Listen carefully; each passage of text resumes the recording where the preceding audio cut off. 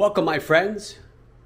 And in case you don't remember, I'm Mike, and this is Retired with Mike.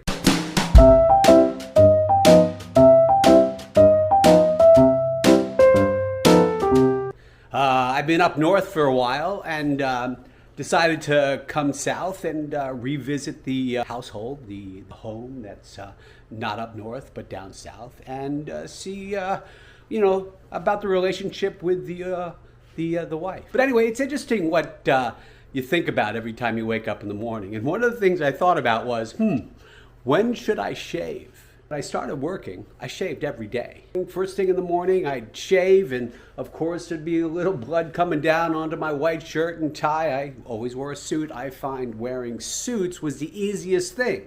I'd have 5 of them. I'd start at the front, work towards the back. As you get 3 done, you send them to the dry cleaner, and then bingo, bango, bongo, you got more clothing. So it was easy. White shirts, suits, either a Cordovan color of a shoe or a black shoe. For those that don't know Cordovan, you got to look it up because I don't know how to describe it. It's maybe like eating cherries, right? It's a reddish color. But anyway, that was my whole outfit when I started working, right? But now, as things evolved, people started to not shave as much. They got all that, special razors and stuff to keep the stubble. Well, I went along with it too. I would shave every couple days, keep a little scruff on, right? When I started working more from home, I shaved less. When I started working in Brooklyn, shaving was, once a week. I'm trying to figure out, being retired, when do I shave? When should I shave?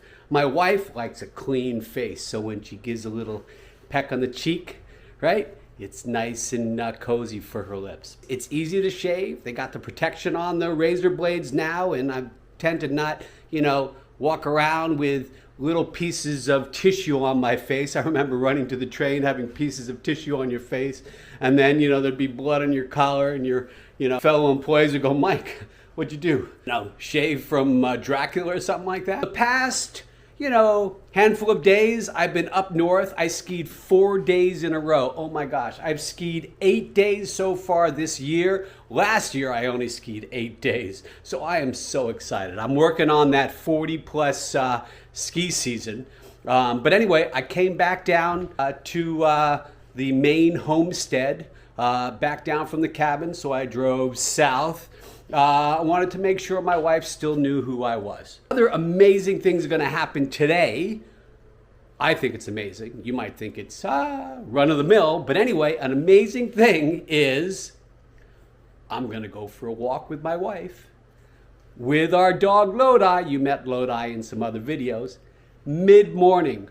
Go figure. Mid-morning. I usually up at 4, back home at 8, having dinner, in bed by 9, and I do it again.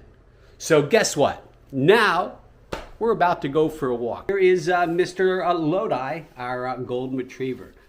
He's facing the wrong way because the door is behind us. But anyway, it's interesting. Every time we say go for a walk, he lays down and wants to take a nap. Every time we're not ready to take him for a walk, he is at the door saying, "Hey, take me for a walk." The dog is now sitting on us. And I'd like to introduce you to my lovely wife, if the dog will get out of the way. Here's my spouse. Can you tell that she was a ballerina? She stands in these weird, strange positions. Say hello. Hello. There you go. See, that's how she says hello. Dog is getting pretty excited. And we're about to go for a walk. 40 degrees. I can't believe how warm it is. But anyway, here is the animal. Here is the floating feet. She walks like a ballerina too. It's pretty crazy. But anyway, it's for those who are married to ballerinas.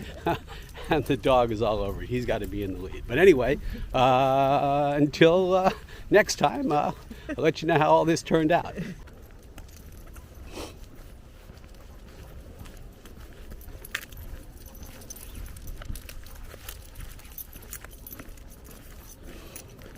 Two-thirds through the walk. It's about a 3-mile walk we're doing today. Here's the little puppy dog, having a good time. Beautiful day. Can't believe it's in the 40s. But anyway, enjoy.